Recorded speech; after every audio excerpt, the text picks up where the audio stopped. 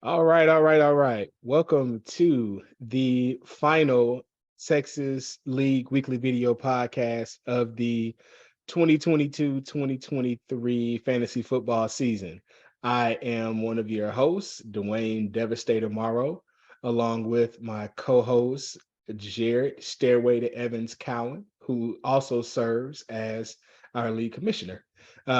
We don't have our third usual co-host with us tonight. We had to change up our recording night, and there was a scheduling conflict, unfortunately, with our third co-host. But as you all know, his insight has been sharp all season, so uh, it surely is missed for his voice. But we haven't heard the last of Dr. Deuce, even though last is a place he should be familiar with, considering how his season went. So You know what? He technically got 11th.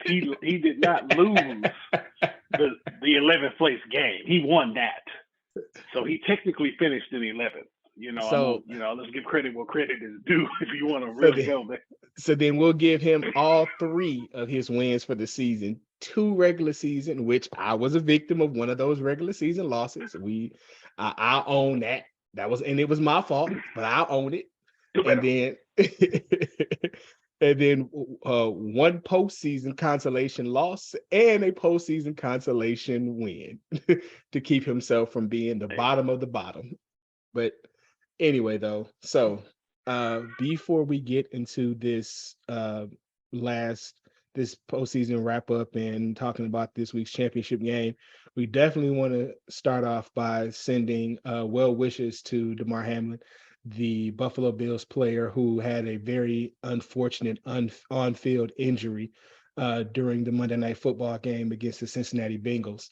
Um, you know, we've both seen teammates hurt on the field, both dealt with injuries ourselves. So we know that no matter how injured you are, you're keenly aware of the different levels of injuries when you have a teammate. And I personally have never seen them have to administer CPR on the field to a player. So that was a extremely scary moment. But again, we send our well wishes and our prayers to the Hamlin family and the outpouring of love from across the world, really, in terms of people sending well wishes, in terms of people donating to his toy drive that he does. You know, a lot of professional athletes, they have causes that they believe in, and the Hamlin cause was toys for children at Christmas for underprivileged kids. And that last I saw heard this afternoon, over $5.5 million worth of donations have gone into his charity.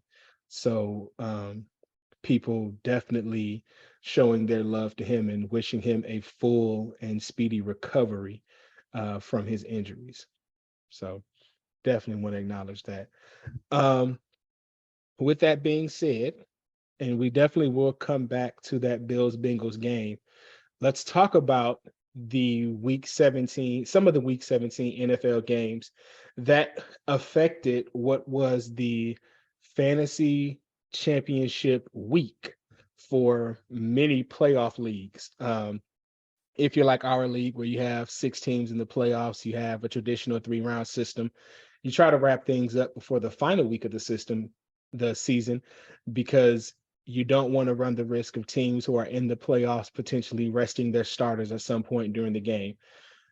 Every playoff race is so close this year. I do not see many teams resting starters going into this week unless you have a assured potential spot, like let's say the well, Panthers versus Buccaneers. So we'll get to that and why, and we'll discuss whether or not we think they may rest a couple of players during that particular game.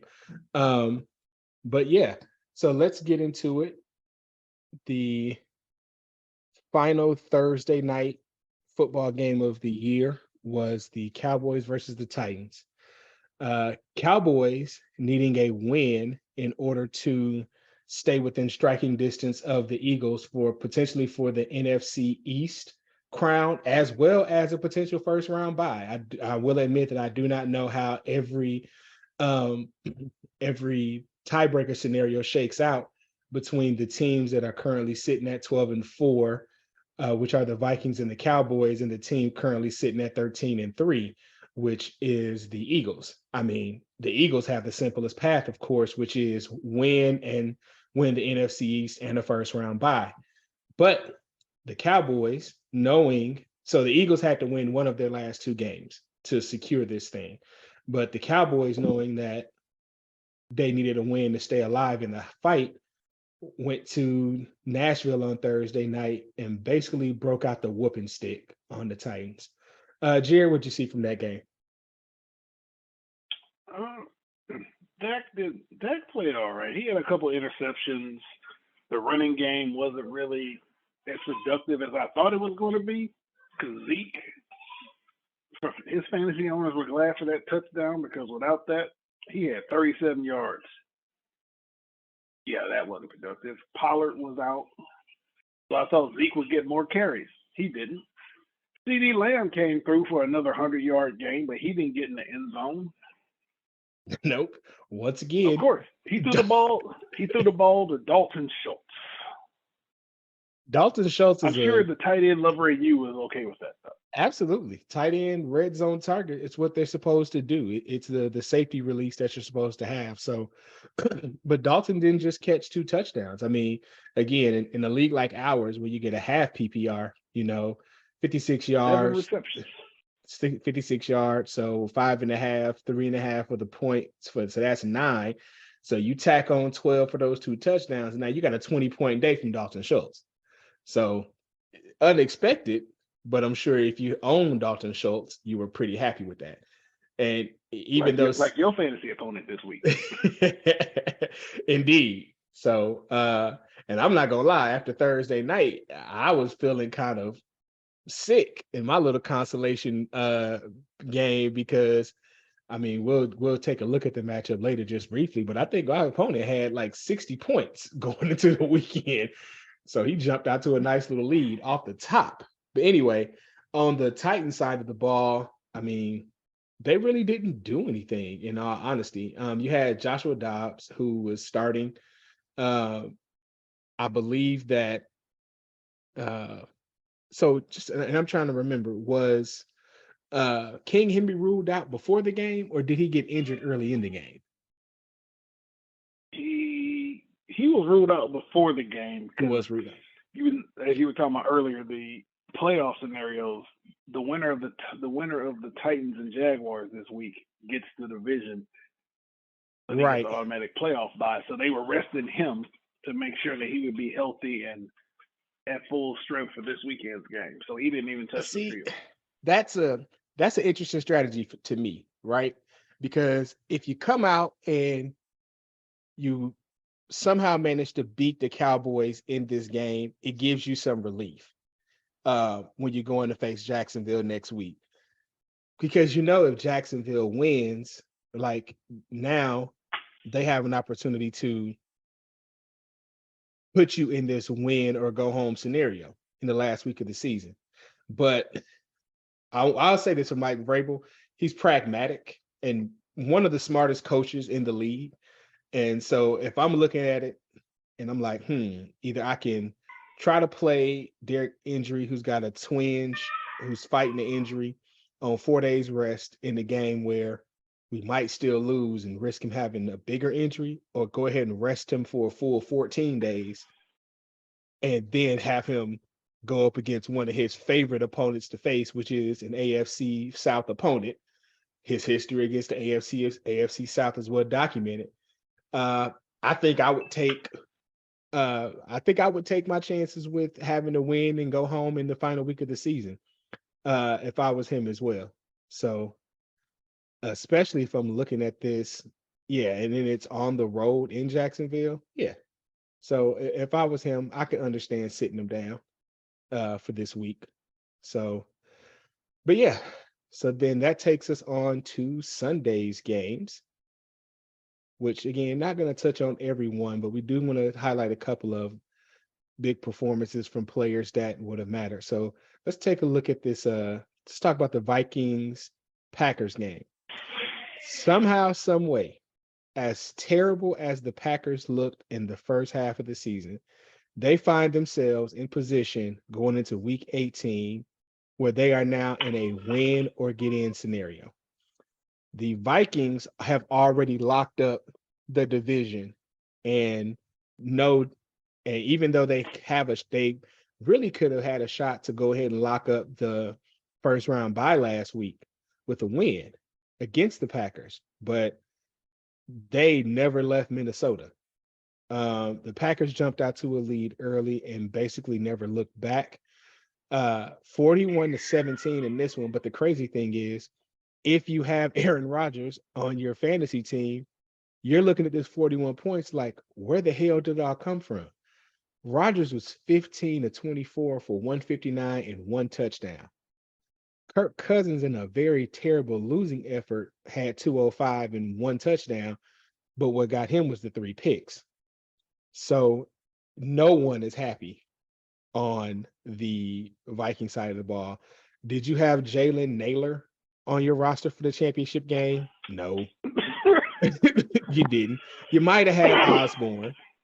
You probably had Hawkinson. So Osborne and Hawkinson had the same number of catches and yards. The difference being Osborne had the touchdown. But if you had Justin Jefferson or Adam Thielen or Dalvin Cook, especially if you had a Kirk Cousins stack with either one of those players, you're like, dude, where's the beef? What the hell? so really, you're just really happy if you had the Packers defense, which absolutely showed out. 3 picks, 1 touchdown, plus a kickoff return for a touchdown. So yeah, Packers defense got you some nice points from a fantasy standpoint this week. And again, if you were reaching deep or you just unfortunately couldn't go with any other tight end this week other than Robert Tonyan, you had to be happy that this was one of those weeks, one of those maybe 5 weeks this season that he actually showed up, because 3 catches, 52 yards, and a touchdown. So again, not a whole lot of points, but he got you 6, 11, 4. He got you 14 or 12 and a half, depending on if you're a PPR or a half PPR league.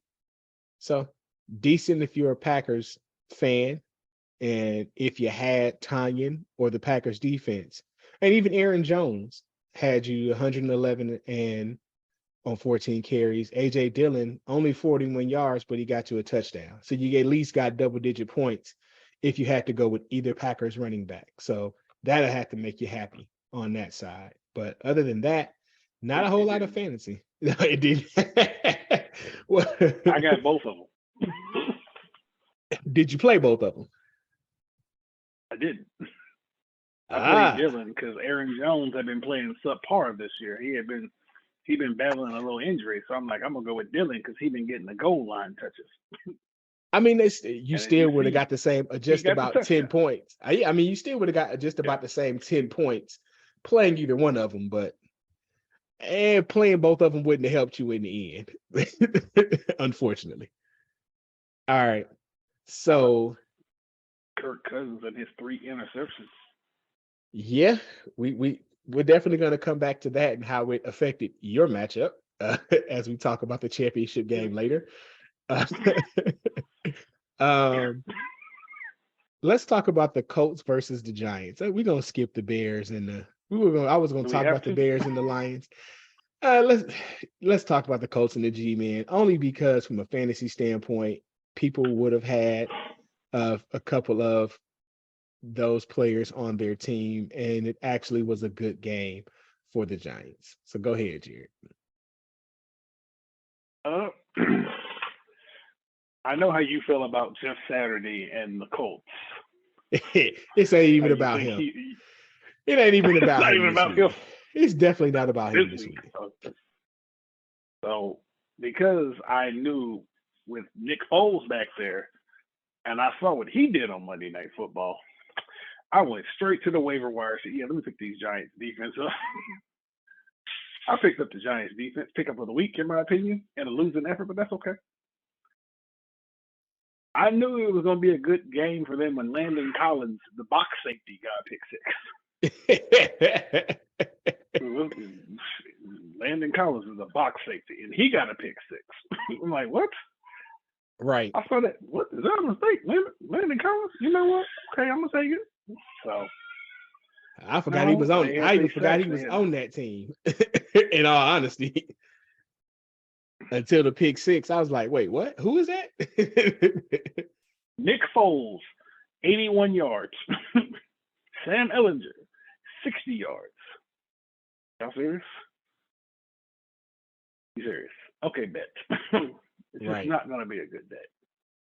I mean, Zach So Moss just in filling in for Taylor, who they went ahead and shut down for the rest of the season because let's just be honest, yeah. he sucked this year and they're not doing nothing. So why keep playing him? I get that. So Zach Moss coming over from the Bills in the midseason trade did have 74 yards on the ground, decent, but not eye popping. The man of the day, I though, go ahead. Danny Dimes. How is Danny Danny Dimes the lead Dimes rusher?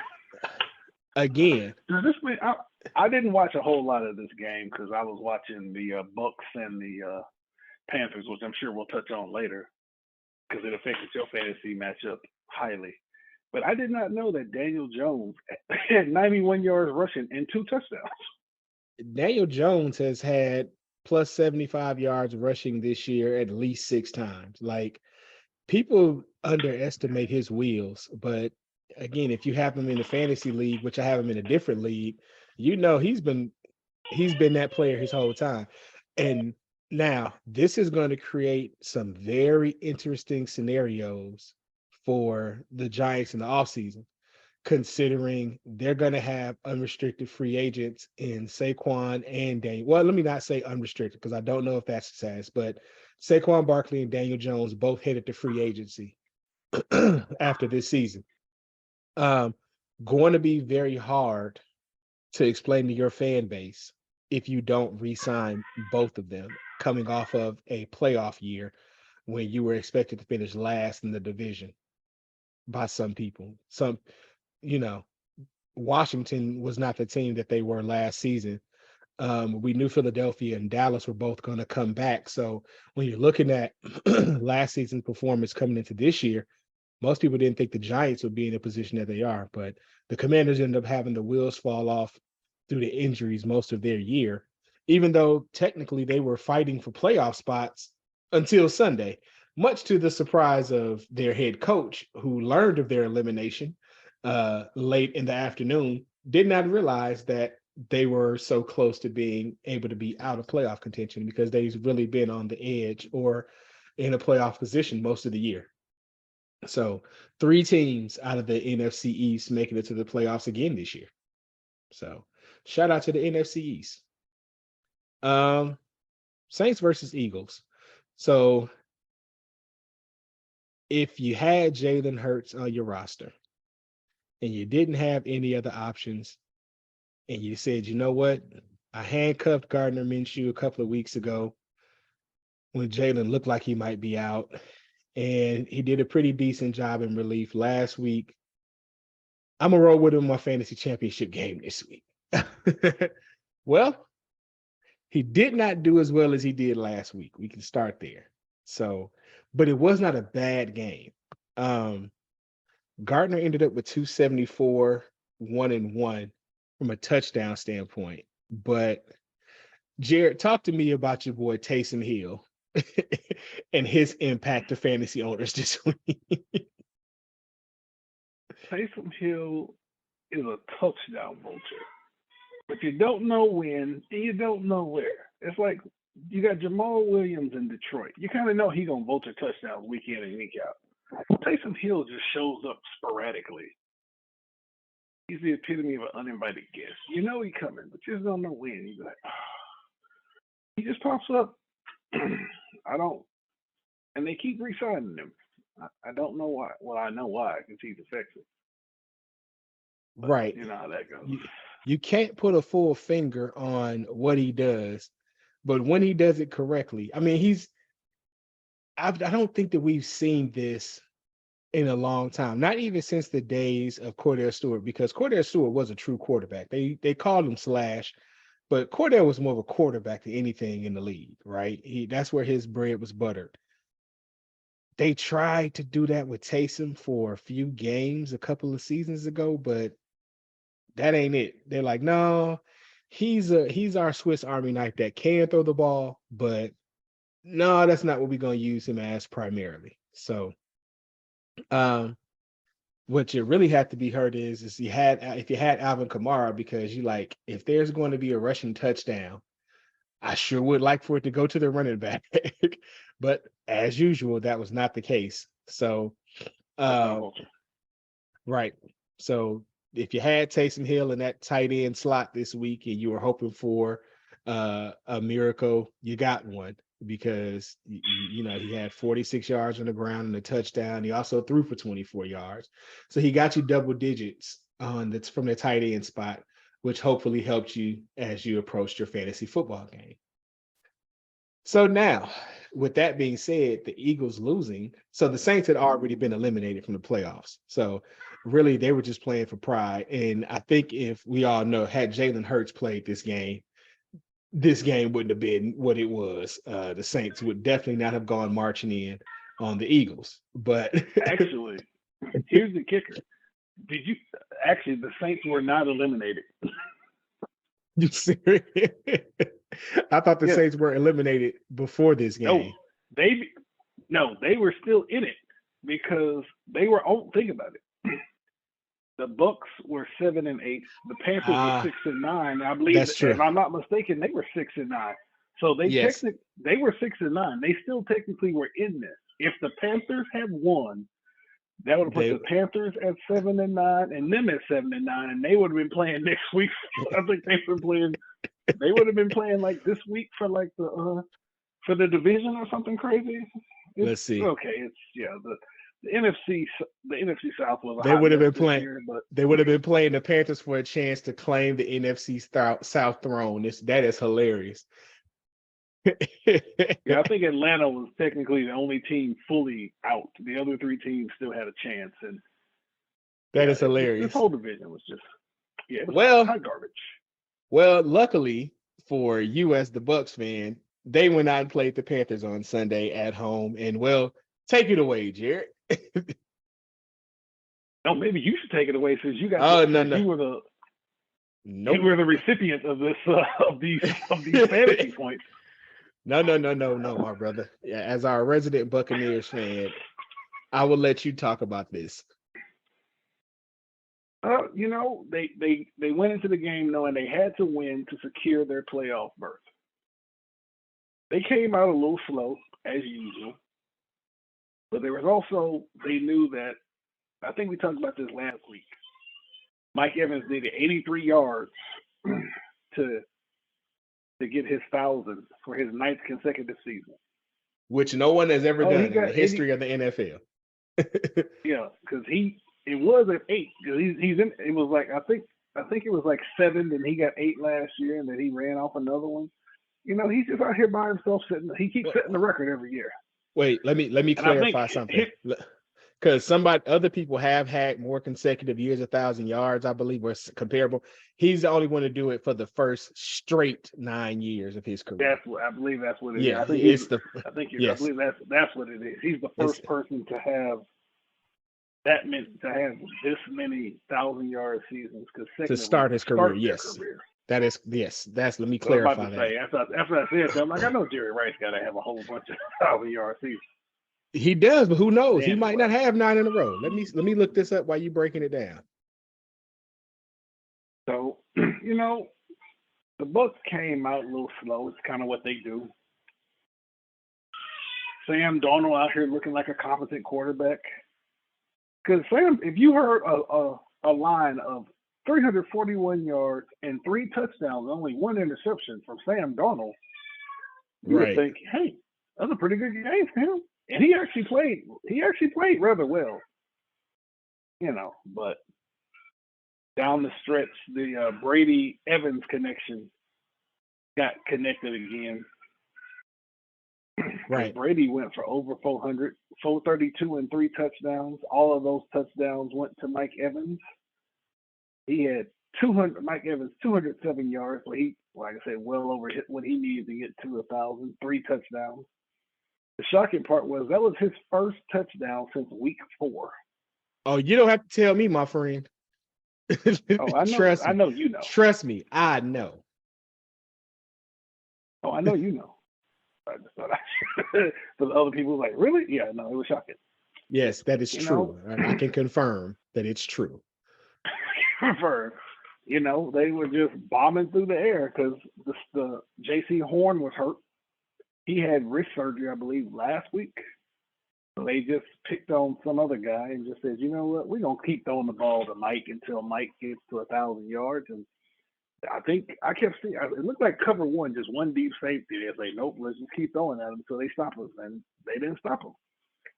And then down the line, Sam Darnold went back to Sam Darnold, and team didn't look real great. And they normally rely on their rushing game, and they had a combined like 70 yards combined as a team. So shut down the running game is on the arm of Sam Darnold. And like I said, Sam Darnold actually played a pretty good game. But Right. turnovers got him. He had a fumble in the red zone, and he threw an interception. It's doubtful did enough to win.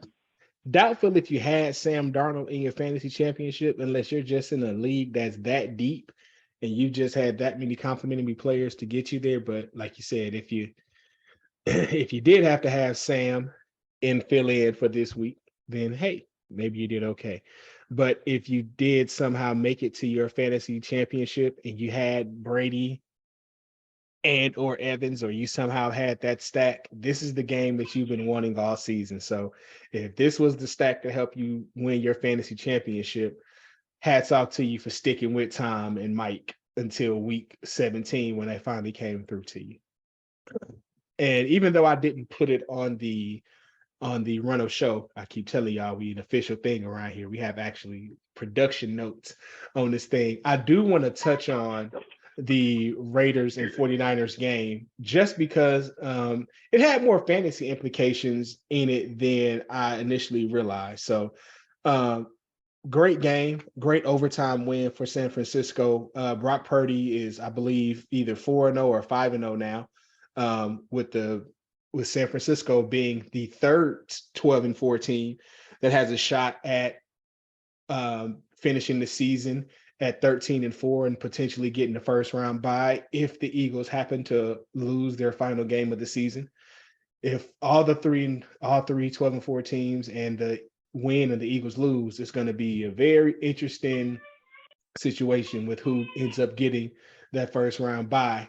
Anyway, on the 49ers side of things, you probably did have Brock Purdy starting, considering he's been doing pretty good. So 284 and 1 pick.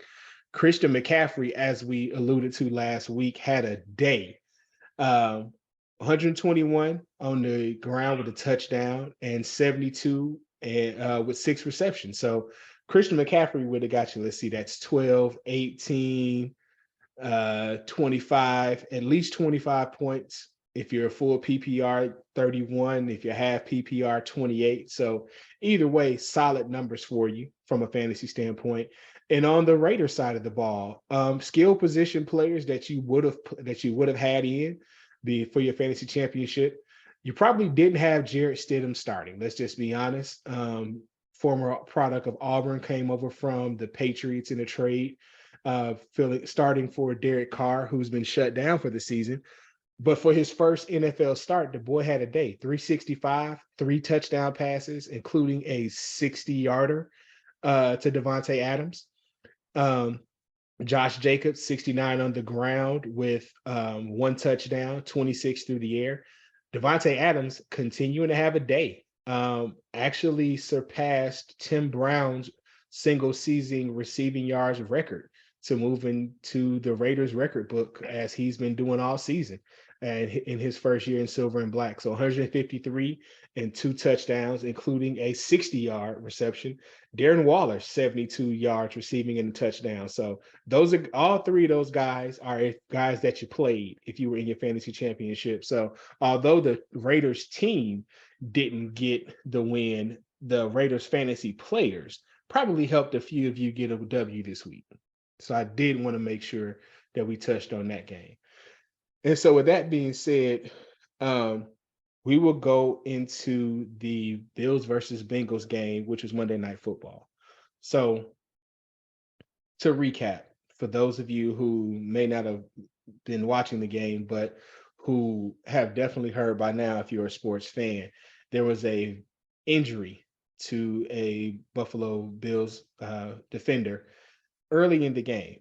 At the time of the injury, the Bills were in the lead 7-3.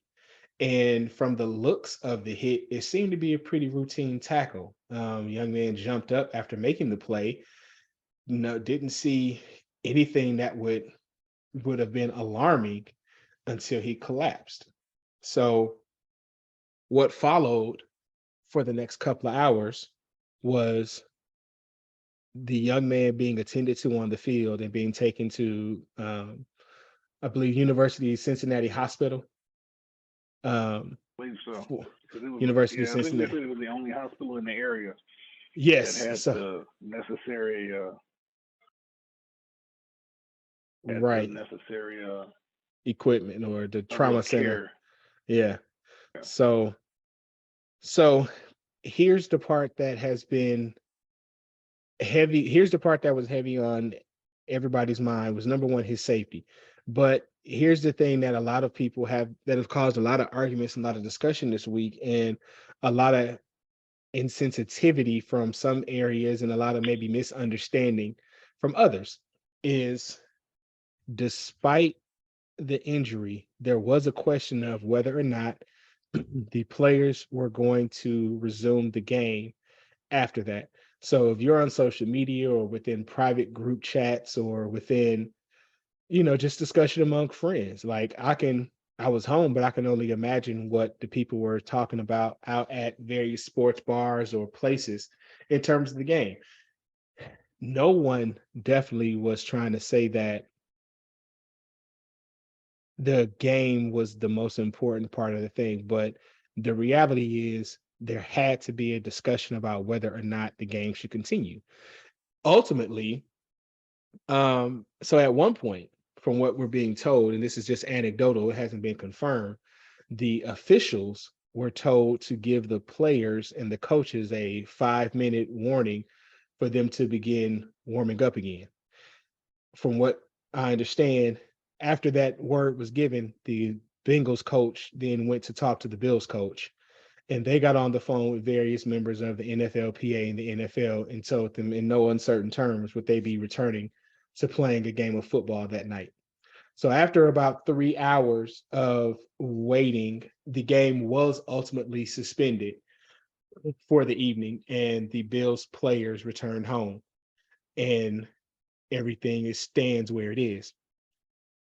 So the reason why the discussion had to be held, or the discussion had to be held, is because no matter how people look at the NFL, they are still a business. So deciding to continue that game or not had to be a business decision. If you look at it just from a compassion side of things, the choice is completely obvious. But when you're talking about a company that's making billions of dollars a year, it's naive to think that they wouldn't have considered continuing to play that game. Um, let's not get it twisted. All through COVID and everything else, the NFL found a way to get all those games in. After 9/11 happened, the NFL took 2 weeks off. They didn't delete those games. They went back and added them to the end of the season because, in the end, the NFL owners and the NFL executives do not get paid or do not make money based on their human compassion. So there were a lot of people, and I'm not going to dig into everything that made some insensitive tweets or some tweets that may have been taken out of context. But so so Jared, the next day, the NFL put out a statement that says, at this time, the Bills Bengals game is considered suspended indefinitely. They have not ruled out finishing that game at a later date. Tell me, talk to the people about why that distinction has to be made in terms of NFL standings. Like you said, it's a business. And as we discussed in our group chat, I think the biggest issue is the fact that both teams are in playoff contention. They're actually sitting at 2-3. If I'm not mistaken, had the Bills won this game, they would have been the number 1 seed because they've already beat Kansas City this year. Yes, they have. And if I'm not mistaken, has Cincinnati played Kansas City this year? Yes, sure. Yes, they have, and they beat Kansas City. Because that's what I thought. Because that would have moved them into the. If they had won, they both would have. I believe that would have put them both at. I think Kansas City is 13. Is Kansas City 13-3? Let's see. I believe they Kansas are. City is 13-3. Let's just take a look at the standings real quick. Winner of this game was going to move up a spot in the rankings. Yes. Buffalo would have been 1. Kansas, and but it is what it is. I think that was the main thing. That's the biggest issue. Buffalo needed to win the game to keep pace with the Chiefs, because they do hold the tiebreaker. So had they won the game and they both would have been at 13-3, they would have taken over the number 1 spot. They would got that bye. Yeah. Cincinnati with a win, since Baltimore lost on Sunday, Cincinnati would have locked up their division. They already locked up a playoff spot, but with a win, they would have locked up their division and hosted a home playoff game. With a loss, that would have made their game against Baltimore next week the game to decide the AFC North division winner. So it's interesting to me, and I don't know, again, the NFL has teams of mathematicians and, capologists and people to calculate this. So again, as much as everyone is praying for the health and safety of Mr. Hamlin, they're not going to postpone the season. And if things shake out the way they do next week, and the outcome of that Bills-Bengals game has an ultimate impact on the playoff seeding, a decision is going to have to be made about whether that game will continue and finish. Because again, it's hard to talk about, but it's true that money is involved, right? No one wants to talk about it. No one wants to say it, but Buffalo would much rather have a chance to stay home for the first week and then host a game versus having to go on the road potentially in week 2 or stay home, So I do not envy the people from the rules committee and the legal standpoint, all the other factors that go into it to make a decision about whether or not that game is going to have to be finished, or how they're going to have to make a decision on the outcome of that game because of its impact on the playoffs. But the reality is the NFL is as much as Mr. Hamlin's in everyone's hearts and prayers, the season is not ending. The season is going to continue, right? So now, what that unfortunately means for a lot of fantasy owners, and that's what I want to talk to you about, is what do you do as a fantasy commissioner? So I'm going to let you talk to us about the Texas League and how you handle things as a commissioner. Literally, I knew there were multiple options because, I'm in multiple leagues. One league, the commissioner basically just said, whatever the score is, that's going to be the score this week. You got to live with it. Now I'm like, oof. luckily, I wasn't in the finals in that league, so it didn't really affect me. I'm in another league where they basically said we're just gonna hold. We're gonna kind of be in a holding pattern until we figure out what's going on with this game. Like, so I didn't want there to be this kind of. I didn't want us sitting in limbo, mainly because our championship game had been decided on Sunday. If this Bengals Bills game determined our championship game, we'd probably still be sitting in limbo right now. But because it didn't, I just took commissioner privilege. Not to mention, I kind of reached out to the people in the third, fourth game, and I kind of just used common sense, looked at it. That matchup was pretty much decided. Two moves, 2 ball, 1 goal. They were down by 20 with Josh Allen, Joe Mixon, and a tight end. That's one of them games. Unless everybody got hurt, they were gonna get 20 points between 3 people. Right. You would assume it's reasonable to think that they could get 20 points. It's reasonable to believe they can get 20 points.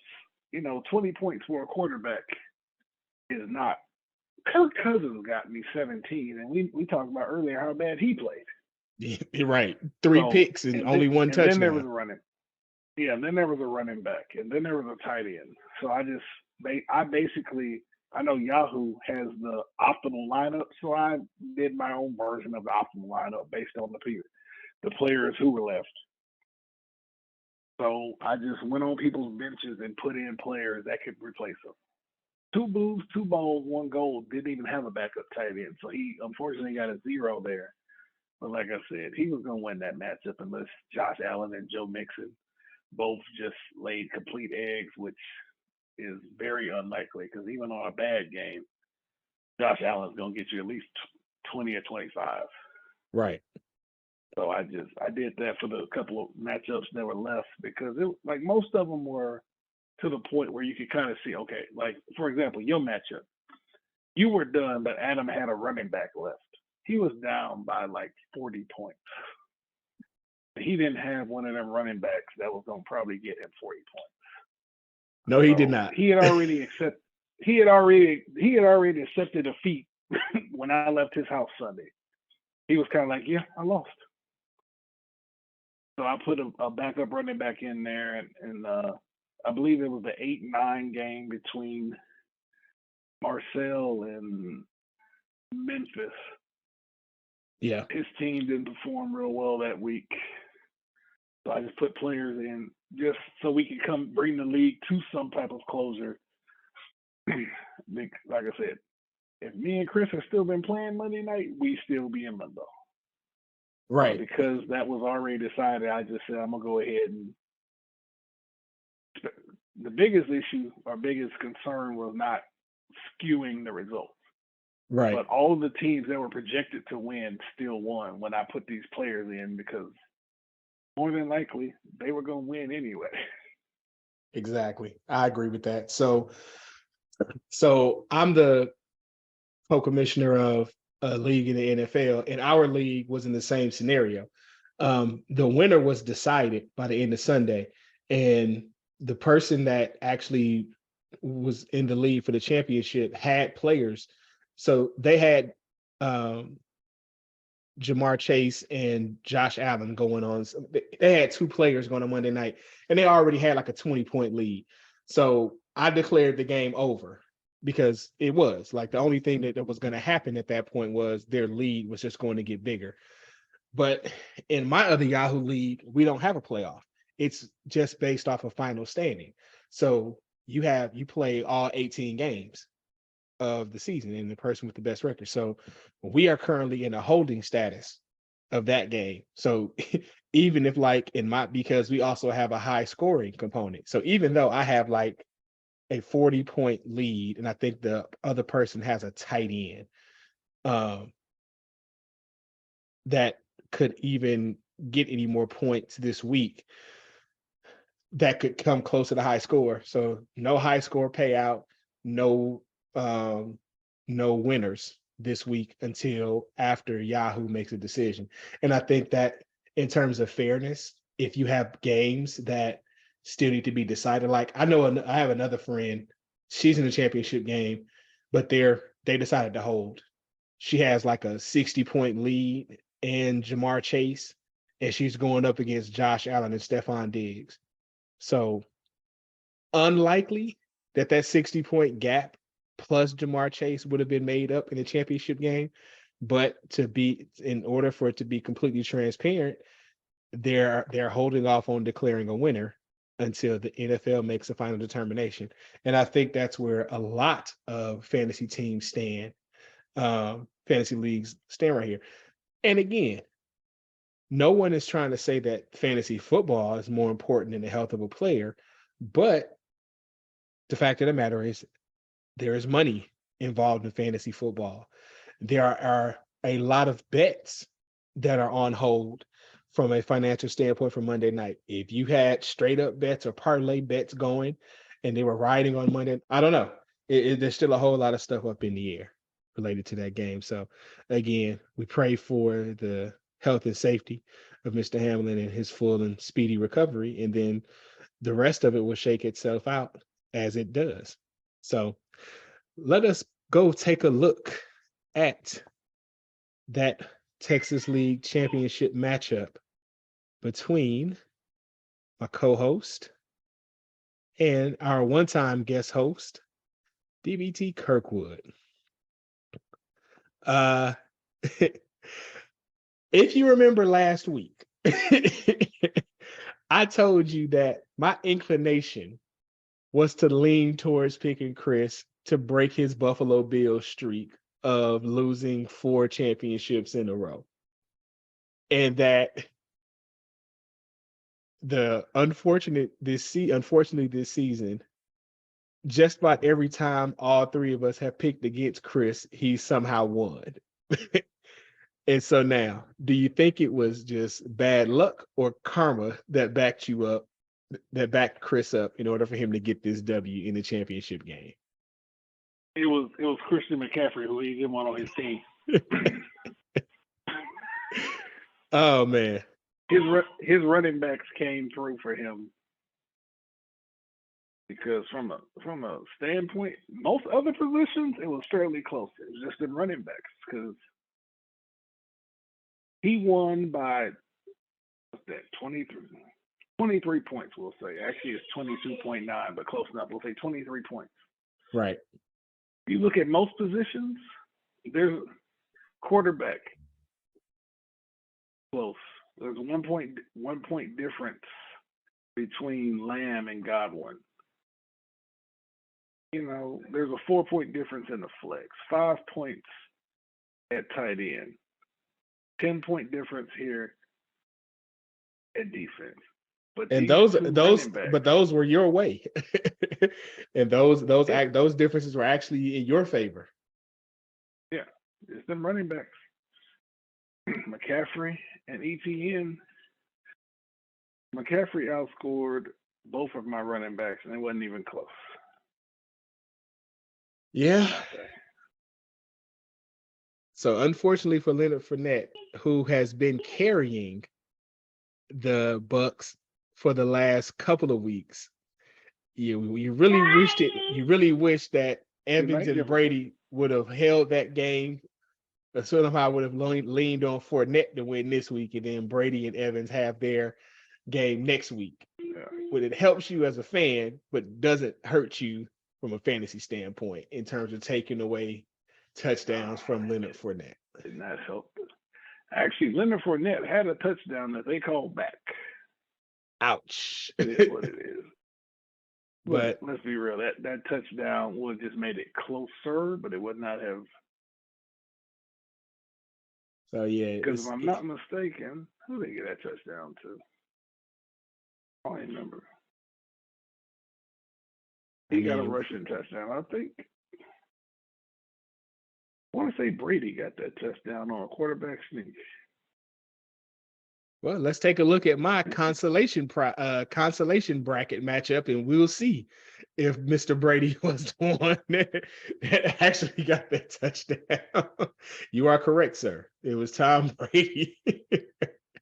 on the quarterback On the sneak for a 6-inch touchdown. line. This was the game that I wanted. I didn't even want this whole game from them. I just wanted half of this from them consistently all season. That's all. That's all. I just wanted 25 and 25 from them this whole season. So, consolation bracket winner is still the top of the loser pile. So I'm not going to toot my own horn, but we do again want to give a big shout out to Chris, who has been in the league pretty much from the beginning and who's been to the championship game 3 times previously, but was actually able to get his first Texas League championship this season. And again, the fact that he ended up with Christian McCaffrey the way he did and won a championship behind Christian McCaffrey is always going to be funny to us because he was trying to pick Najee Harris. But thankfully for him, Yahoo knew a little bit better in that instance. So let's take a look. No, if you remember, thankful for him, Memphis had taken him, and that's how he got it. So if you remember in the beginning of the season, we had a outside podcast come in and basically judge our rosters and rank them. So let me see here because I can't because of the little thing at the top here. So they gave Muff Divers the number 1 overall draft, and me, and as you can see going on down. But this is where the final stood. So they thought Chris's team was somewhere in the middle. Jared's team they hated.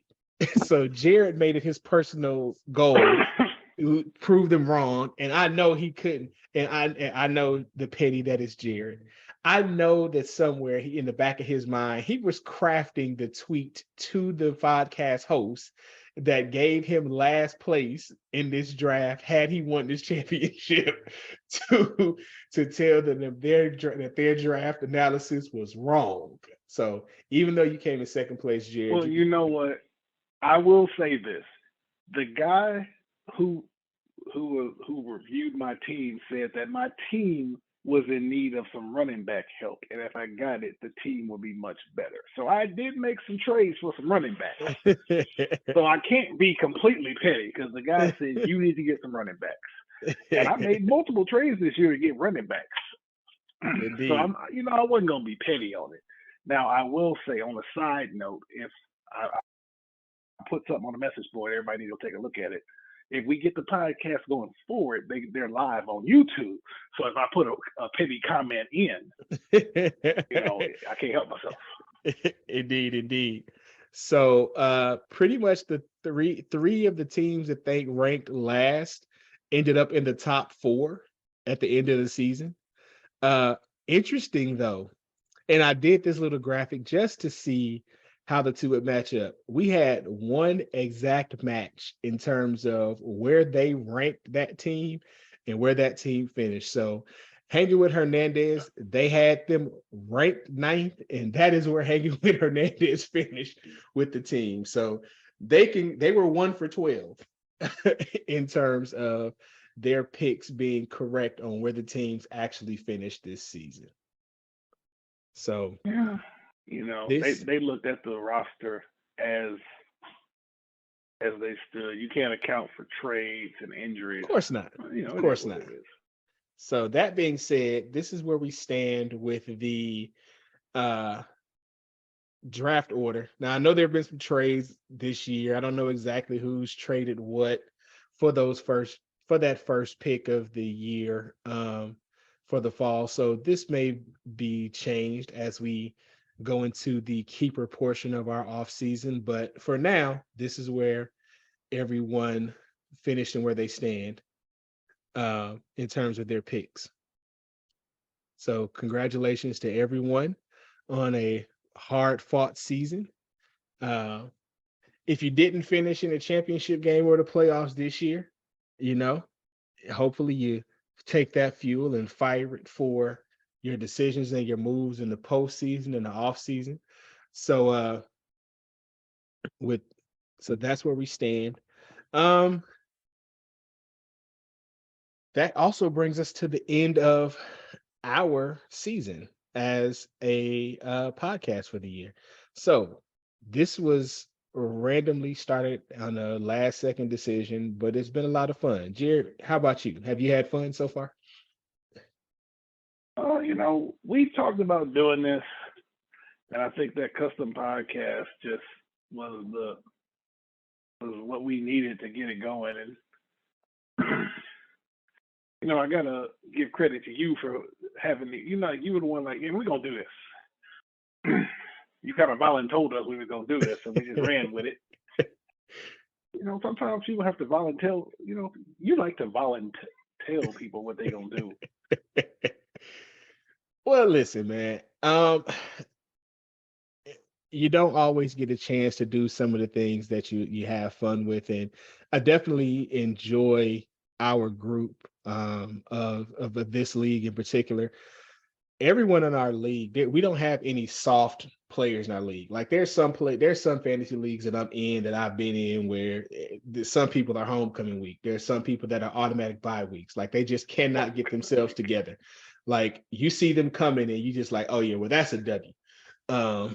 This in this particular league, but I'm happy to say that in this league that we are all pretty savvy. We all take it as serious as fantasy football should be taken. And again, I take that with a grain of salt because in the end, it's just some fun that we do. But we are by no means fantasy experts. But like everyone else who does a podcast or gets on the internet, we wanted to do this because we feel like we have a unique perspective to share. So um, we've, and the other part of it is we were going to be having these conversations anyway. We were always going to be having these conversations in our group chats the whole season anyway. So why not go ahead and just jump on the camera and record it and put it out there? So if one person watches or if 100 people watch, at least we can say that we did it. So very grateful that you and Deuce and our guest host this season did come along for the ride. And so, it's not over. We won't be doing this weekly, but NFL playoffs are coming up. So uh with the Bucks and the Chargers both being in the playoffs, I'm sure we'll have further discussions to be had. At the very least, we'll talk about the NFL season post Super Bowl. And then there's other stuff to discuss from a fantasy standpoint. Like I can see us doing an episode for NFL free agency starts, posted after the NFL draft. So if you subscribe to the podcast, we're still going to have some content over throughout the spring as topics come up that we want to discuss, and we'd be happy to share when we have time and feel like we have something to say. Definitely want to do an episode where we talk about our potential keepers to see prior to next year's draft, to give our predictions on who each team is going to keep.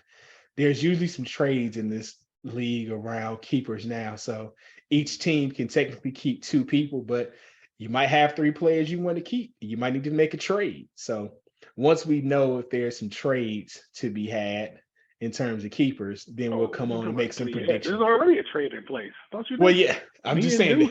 Me and Deuce are actually working on the trade right now. Exactly, and I'm sure y'all aren't the only ones. As the season is over and people look at these rosters to see there's trades we made. Who to see who they want to keep, because you never know. If you're dealing with a player like a Saquon Barkley, who was good for your team this year, but who may not be with the G-men next year, you might not want to keep him. I don't see why you wouldn't, because as you can see, a healthy Saquon is back and see what he can do. But of course, that discussion is open. So, yeah. So no more fantasy games to be aware of this weekend, but lots of NFL playoff implications as we go into this final Saturday and Sunday of the regular NFL season. So if your team is in the NFL playoffs or fighting for a playoff spot, good luck to your team. And also, before we go, I want to give a shout out to the North Dakota State Bison. My nephew plays running back for them, number 21, Jalen Bussey. They are playing for their third national championship in the last 4 years and going for a chance for back-to-back championships this weekend in Frisco, Texas. So we want to say horns up, Bison, and best of luck to all of them. All right, y'all. It's been fun this season. Have a great night.